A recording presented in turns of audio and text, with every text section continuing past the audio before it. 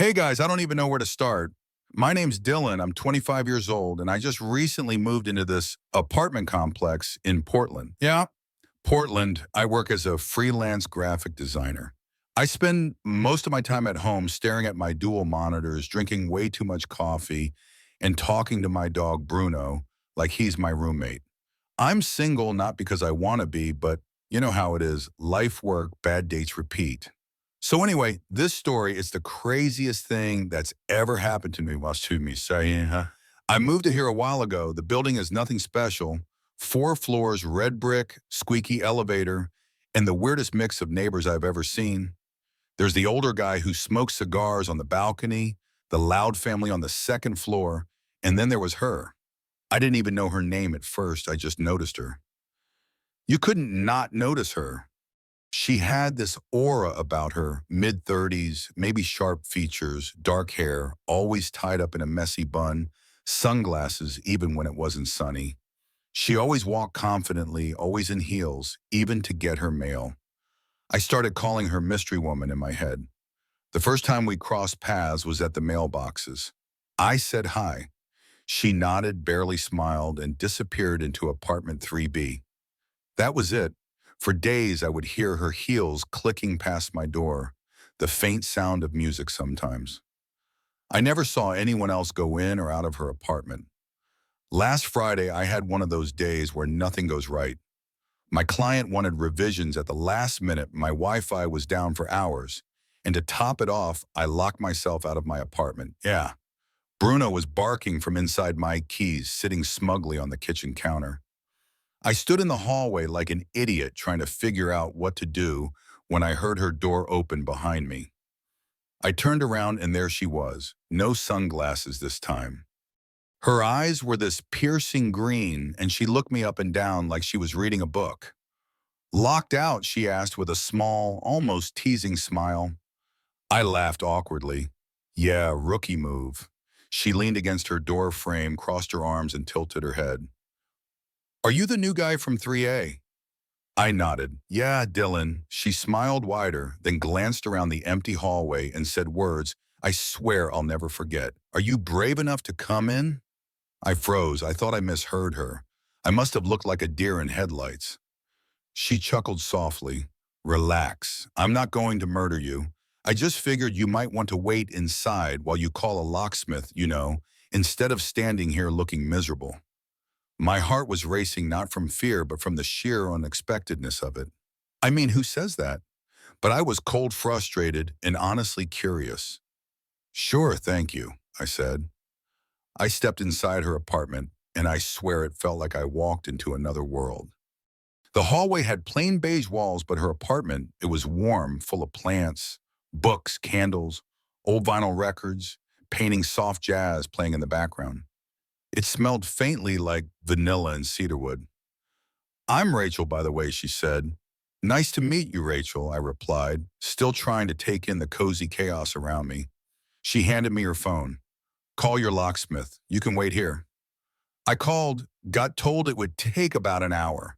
I sat awkwardly on her green velvet couch while she watered plants, hummed softly, and barely seemed to notice me. The whole time I kept thinking, what's her story?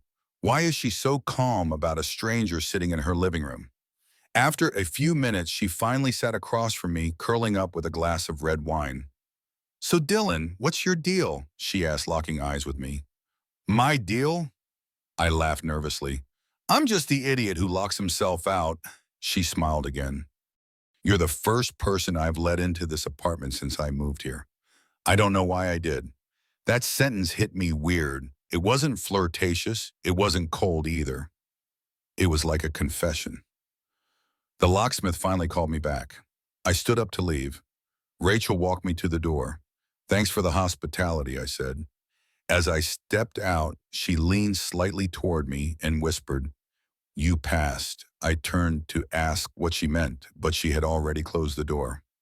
I walked back to my apartment in a daze, wondering what the hell just happened. I didn't know it yet, but that was just the beginning. The next morning, I couldn't stop thinking about what had happened. You passed. What did she mean?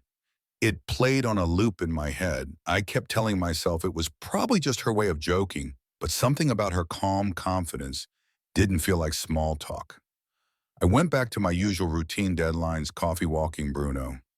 Every time I passed apartment 3B, I felt a strange tension, like I had stepped into something I didn't understand. I tried to shake it off. I took Bruno out for his evening walk. As I came back inside, I nearly bumped into Rachel in the lobby. She was wearing casual clothes for the first time, black leggings, white oversized sweater, messy bun, no makeup, yet still effortlessly striking. "Hey, Dylan." She greeted me with a soft smile. "Hey, Rachel, you survived the locksmith, I see." "Barely," I said. She laughed quietly, and then just as I thought we'd part ways, she paused. "Listen, I know this is random, but I made too much food tonight. If you're not busy, you can join me for dinner." I froze. Part of me screamed, "Don't overthink it. It's just dinner." But another part of me remembered the feeling of stepping into her world. "Yeah, sure," I heard myself say. "I'd like that. Give me 10 minutes." I walked Bruno back upstairs, heart racing again, and paced around my apartment nervously. Why was I so thrown off? It was just dinner with a neighbor. I changed into something slightly nicer and knocked on her door exactly 10 minutes later. Rachel opened the door and motioned for me to come in. The apartment looked cozier than before. The lights were low, the same soft jazz playing, the scent of garlic and herbs filling the air. "Smells amazing," I said as I stepped inside. "Oh, chicken piccata, my specialty," she replied. As she moved gracefully around the kitchen, I stood awkwardly near the couch.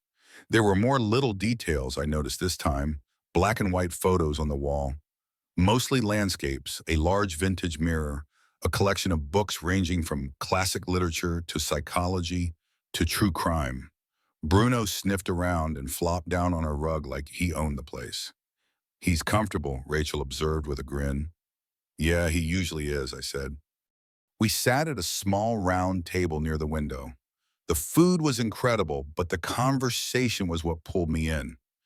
We talked about everything: music, books, bad dating stories, work stress. I told her about freelancing and the nightmare clients who wanted unlimited revisions. She told me about owning her salon and how exhausting but rewarding it was. At some point, I asked the question that had been sitting in my head since the night I got locked out. "Can I ask you something?" She raised an eyebrow playfully. "I figured you would eventually." "What did you mean by you passed the other night?" Rachel put down her wine glass and smiled. But this time it was a softer, almost vulnerable smile. "I've lived here for over a year. I've met neighbors, chatted briefly, but I never let anyone in," she said. She paused. "I don't like unpredictable people. I watched you first. You seemed harmless enough, friendly, calm, not pushy. I sat there stunned, unsure if I should feel flattered or cautious. So I passed your secret neighbor test," I joked. She laughed, the tension breaking. "Something like that." I found myself relaxing more around her. There was no hidden agenda, just a woman who liked her boundaries and privacy, and somehow I had slipped past the invisible line she kept up. After dinner, she made us tea. We sat on the couch, Bruno snoring between us, the city lights flickering through her window. It was a comfortable silence for a while. Then Rachel spoke again, quieter this time. "People get too close, too fast these days," she said, staring out the window. "I've learned that the hard way. I didn't push for details. I just nodded." "I get it," I replied. "Sometimes you just want simple company without the pressure of expectations." She looked at me, almost surprised by my answer, then smiled faintly. "Exactly." We finished our tea. I glanced at the clock. It was close to midnight. "I should let you sleep," I said as I stood up. Rachel walked me to the door. "Thank you for dinner," I added. "You're welcome." "And Dylan." I turned as I stepped out into the hallway.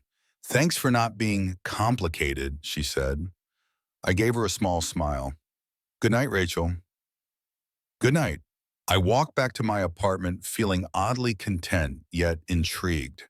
I had no idea where this strange, unexpected neighbor friendship was headed, but I knew I wasn't ready for it to end just yet. The next few days settled into an odd rhythm. I would run into Rachel occasionally in the hallway, share small talk, or exchange a smile as we passed each other. There was an unspoken ease between us, like we both knew exactly where the boundaries were. I liked it. It felt safe, simple. But that didn't last long. One evening, I was walking Bruno when I noticed Rachel standing outside the building. She was on the phone, pacing, her voice low and tense, and I couldn't hear the full conversation, but I caught sharp words. No, I told you to leave me alone. Stop showing up. This isn't your business anymore. When she noticed me, she quickly hung up, smiled weakly, and waved. I didn't press. I figured we all have our bad days. Later that night, I heard a soft knock on my door. When I opened it, Rachel stood there, her usual calm, dim shoulders slightly slumped. Her confidence faded. Hey, sorry. I know it's late, she said softly. Could I borrow your dog for a walk? I blinked. You want to walk, Bruno? She laughed lightly. Yeah, I just need some air, and I figure having a dog makes it less weird to be outside alone. Bruno wagged his tail enthusiastically. Sure, but I'll come too. He pulls, I said. We walked around the block in comfortable silence. The city was quiet, just distant traffic and the sound of Bruno's nails clicking on the sidewalk. Eventually, Rachel spoke. Sometimes I think I'm too independent for my own good. I glanced over. Is this about the phone call? She stopped walking and stared straight ahead. It's my ex. We split up a year ago, but he doesn't seem to understand what that means. I nodded slowly. Is he dangerous? She shook her head. Not physically, just persistent controlling. I've changed my number twice already. I stayed quiet for a moment. Do you want me to do anything? Rachel smiled gratefully. No, you've already done more than enough by listening. We walked a little longer before heading back inside. As we stepped into the building lobby, I spotted a man standing near the mailboxes, tall, dark jacket, ball cap pulled low over his face. Rachel stiffened immediately. The man glanced up briefly and walked straight out the door without saying a word. Is that him? I whispered. Rachel nodded tightly. I watched as she inhaled deeply, composing herself. Before we went upstairs, we stopped at her door. Do you want me to stay for a while? I asked. Her lips curled into the faintest smile. I appreciate it, but no, I'll be fine. Rachel, I started. She cut me off gently. I promise, I know how to handle myself. I hesitated, but finally nodded. All right, but if you need anything, text me anytime. Thank you, Dylan. Really, she said. I walked back to my apartment, still unsettled. I didn't know her well, but I knew that kind of look, someone trying to appear strong, but quietly exhausted inside. The next morning, things seemed back to normal. I ran into Rachel in the laundry room. She wore sunglasses again, sipping iced coffee while leaning against the dryer. Morning, Dylan, she greeted me, her usual calm restored. Morning, everything okay? Yep, she said lightly. Crisis averted. I wasn't sure I believed her, but I didn't push. We talked casually about nothing, the weather bad, laundry machines, my disastrous attempt to cook salmon the night before. As I left, she stopped me. Hey, by the way, I'm having a few friends over this weekend for dinner. And drinks, nothing crazy. You should come by. Are you sure? I asked. I don't want to intrude. Her smile softened. You're not intruding. You're officially my favorite neighbor now. I laughed. I'll take that as an honor. Saturday, 70 euro. Don't be late, she said. That night, lying in bed, I stared at the ceiling, thinking about how fast things were changing. I barely knew this woman a week ago, and now I was walking her dog at night and invited to her apartment for a gathering. Something in my gut told me it wasn't just a casual neighborly invite. I didn't know what to expect. I wasn't even sure I was brave enough to find out. Saturday arrived faster than I expected. I stood in front of my mirror, adjusting my shirt for the third time. It wasn't a date I kept telling myself. It was just a friendly neighbor inviting me over for dinner. And yet, it felt like something more. I knocked on Rachel's door. The door opened, and for a moment I froze. Rachel looked stunning in a simple black dress, hair down in soft waves, minimal makeup. She smiled warmly. You made it, she said. I said I would, I replied. Do I pass the punctuality test too? She laughed and stepped aside. Come in.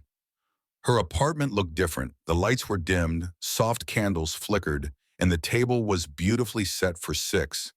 A charcuterie board and two bottles of red wine sat in the middle. Wow, this looks incredible, I said. Rachel smiled modestly. I get carried away sometimes. I used to love hosting dinner parties. I noticed a subtle tension in her tone, but didn't comment. One by one, her friends arrived. First came Lauren and Megan, two women in their early 30s, both stylish and outgoing. Then James, a tall, quiet guy who worked as a nurse.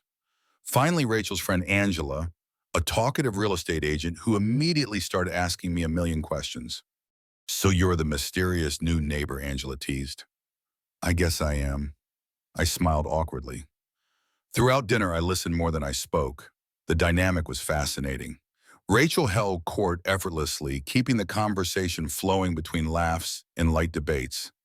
Everyone clearly adored her, but I also noticed how Rachel subtly avoided talking about her personal life. Anytime someone brought up relationships or her past, she skillfully redirected. At one point, I caught Rachel watching me across the table. Our eyes met, and she gave me a soft, knowing smile that sent a strange mix of comfort and nerves through me. After dinner, everyone moved to the living room with drinks. Bruno happily wandered between guests collecting pets and belly rubs. You've got a great dog, James said. Thanks. He's the real star of the building, I replied. The conversation eventually turned to neighborhood gossip. Lauren mentioned a man who had been lurking around the building recently. My stomach tightened. Tall, dark jacket, baseball cap, I asked. Yeah. How do you know? Lauren replied. I glanced at Rachel. She had gone completely still. I've seen him once or twice, near the mailboxes, I said casually, not wanting to cause panic. Rachel stood up quickly and walked into the kitchen. No one else seemed to notice, but I did. I excused myself and followed. Hey, are you okay? I asked softly. Rachel stared blankly at the sink, gripping the counter. It's him, she whispered. I know it's him, my ex. I gently touched her arm. Do you want me to call someone? The building manager, police. She shook her head. No, not tonight. Please don't say anything to them. I don't want them to worry. I nodded reluctantly. All right, but you don't have to handle this alone, Rachel. For the first time since I met her, I saw a crack in her composed exterior. She looked tired, vulnerable, like someone carrying more weight than she let on. We stood there in silence for a long moment before she exhaled slowly and turned back toward the party, her usual mask of calm sliding back into place. The rest of the evening passed uneventfully, but I noticed Rachel glancing at the window several times. When the guests finally left, I stayed behind to help her clean up. Thank you for tonight, I said. You pulled off an amazing dinner. She smiled, brushing a loose strand of hair behind her ear. Thank you for coming. I wasn't sure you would. I'm glad I did, I said. Rachel sighed. You know I don't usually let people this close, but you've been different safe. I'm just a guy with a dog, I joked, trying to lighten the mood. She smiled faintly. Maybe. Or maybe you're exactly the person I needed right now. We stood there in the quiet, the soft flicker of candlelight between us. I knew I had crossed an invisible line from neighbor to something more, not romantic, not yet, but something built on trust, patience, and understanding. I should go, I finally said. Rachel walked me to the door. As I stepped into the hallway, she hesitated. Dylan, she said. I turned back. Thank you for everything. I nodded. Anytime. You know where to find me. Back in my apartment, I lay in bed staring at the ceiling, replaying the night in my mind. I knew something had shifted between us. I also knew things were about to get even more complicated. The next week felt uneasy. Rachel and I went back to friendly hellos and casual chats in the hallway, but something had shifted. Her messages stopped. The random knocks on my door stopped. I knew why. Every time I passed her door, I could feel the weight of what she was carrying. And then on a Wednesday night, everything came to a head. I had just come back from walking Bruno when I found Rachel sitting on the floor outside my door, knees pulled to her chest, arms wrapped tightly around them. Her head shot up as I approached. "Rachel," I said. Her eyes were red and tired. "Can I come in?" "Of course," I replied. I opened the door, let Bruno rush in, and Rachel followed slowly behind. I watched her hesitate before sitting on the couch. I sat opposite her. "I'm sorry for showing up like this," she said softly. "I didn't know where else to go." "You don't have to apologize," I said. She took a deep breath. "I saw him again today. He followed me from the coffee shop back here. He stood outside for almost an hour before he left. I didn't know what to do. I clenched my fist instinctively. You have to report this, Rachel. It's not just persistence anymore. It's stalking." "I know," she said, staring blankly at the floor. "I just kept thinking I could handle it, that I could ignore him long enough for him to give up." There was a long silence. I let her sit in it. "I'll go with you to file a police report tomorrow," I said firmly. "You're not going through this alone." For the first time in days, she gave me a small, genuine smile. "Thank you." We sat there in the stillness of my apartment. No music, no candles, just two people exhausted by real life.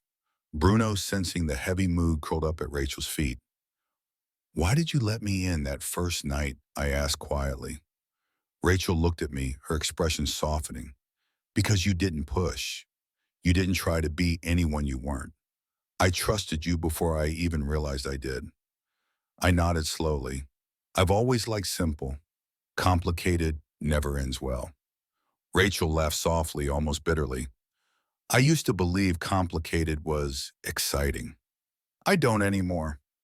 The next morning, we walked together to the police station. Rachel made her statement.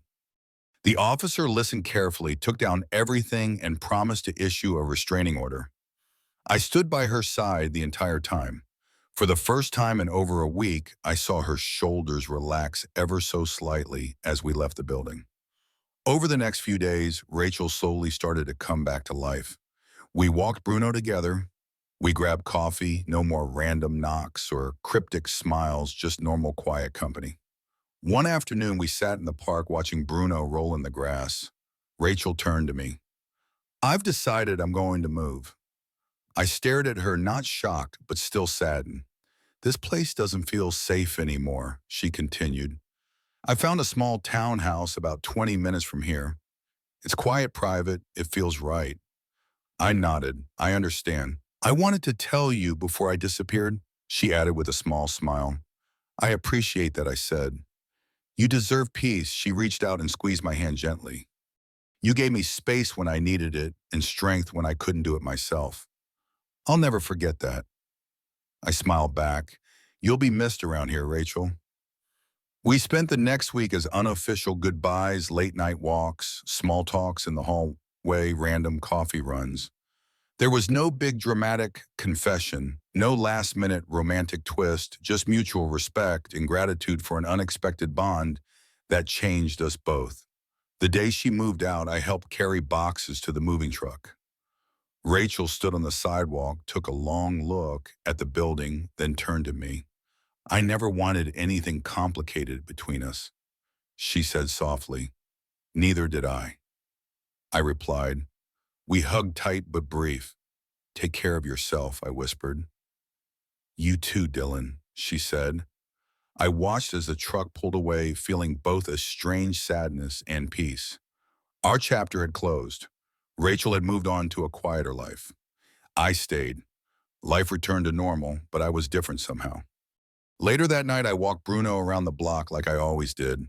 I passed the empty apartment 3B. The lights were off, no soft jazz, playing no faint scent of vanilla and cedarwood, just silence. I smiled to myself.